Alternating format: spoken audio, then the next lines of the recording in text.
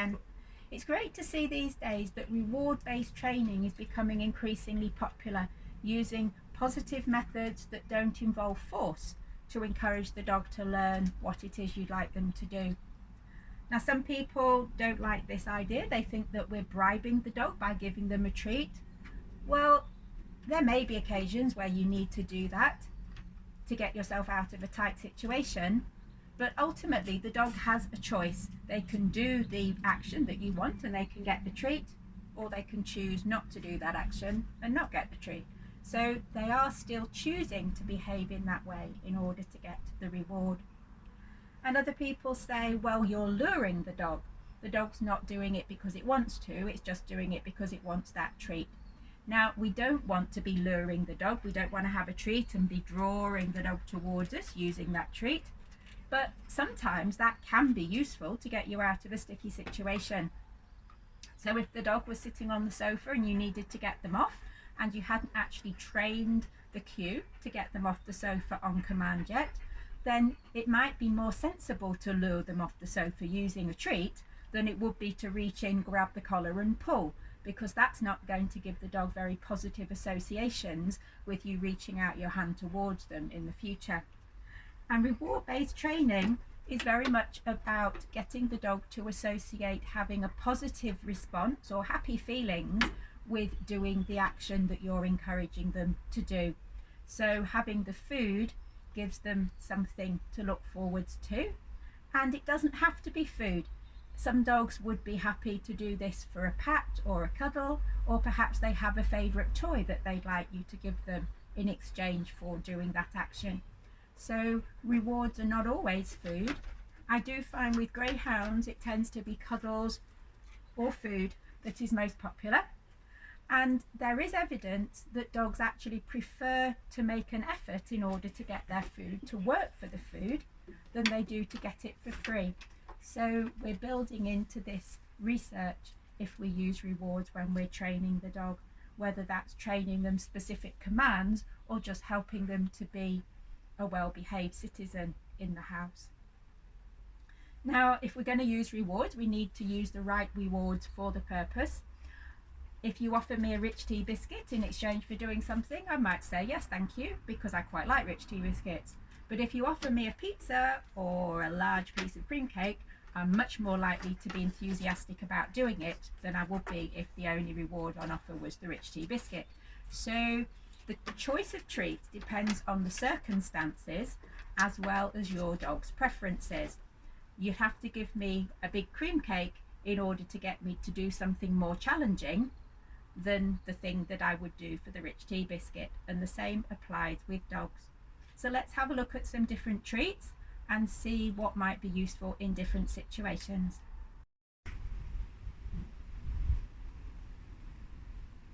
So here I've got some little dried fishes, I've got some large bite kibble, I've got cheddar cut into squares and also into sticks. I have some dried meat. These are air dried sausages, here cut into discs and also into sticks. In here I've got gravy bones, fancy gravy bones, and here I've got cat treats, and this of course is squeezy cheese. Okay, so we've got a selection, we've got a selection of treats to show you here.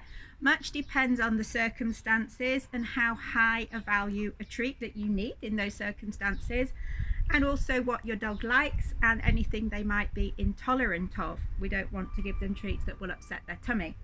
So if I need something quite basic, then I tend to use these cat treats, quite small, so they don't get too much at once. But as you can see, they're quite popular. Yes, cat treats, cat treats. Another basic sort of thing I offer is kibble. This is a large bite kibble, so it takes a bit more crunching.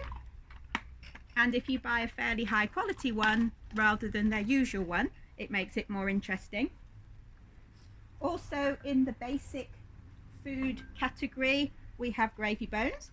They're quite a good shape. Now, if you need something a bit more interesting, you might need to move on to cheese. This is just cheddar that's been cut into little squares. I would stick to quite small squares so they don't get too much fat. One for you, Daisy. Okay. And if you need something even more exciting than that, something based on dried meat is usually an option.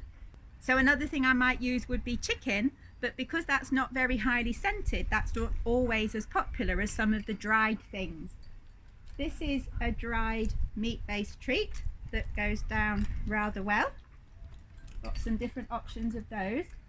And another thing I find useful is air-dried sausages. Now, the idea really is that you feed a whole one of those as a treat, but they're quite rich. So I cut them up into different shapes. And for just rewards, I use them cut into these little discs, Daisy. And as you can see, they're quite popular. To go up market again, we also have dried fishes, which are very popular with AJ. Daisy, good go. Okay. Now, depending on your dog, you might be needing to use the muzzle while you're training, particularly if you're training them around other dogs. And then, of course, the shape of the treat becomes quite... Gun down. Gun down. Good boy. The shape of the treat becomes more important if the dog is wearing a muzzle while you're doing the training. And you want something that is long and thin. Now, if the dog is quite responsive to a more basic treat, then a gravy bone can be useful to stick through a muzzle.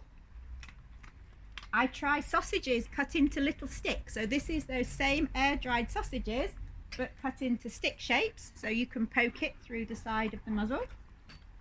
Good go. And little fishes are going to be useful to stick in through the side of the muzzle. Maggie moo. And you can also cut cheese into sticks, which you can poke through the side of the muzzle. Yeah, let's share that one. So I'm going to see if someone will put a muzzle on now, and we can demonstrate for you the best way to get the food through the muzzle.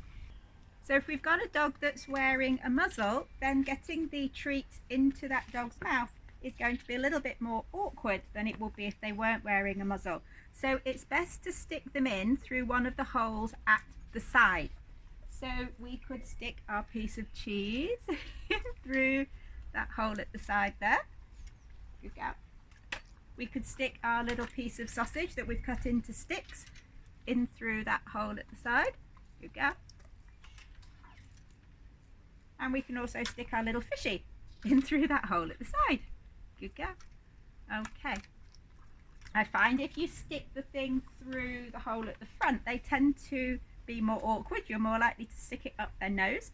So the hole at the side is more useful. But practice, see how you get on. Another thing that can be handy is cheese in a tube. You can refill the tube, or you can buy them fresh each time. And again, if you just offer the cheese at the side, they can lick that cheese. Oh, she's got a big bit there. Good cow. Okay, you have to be quite careful with the cheese. You can end up wearing a lot of it, and she can end up wearing a lot of it as well.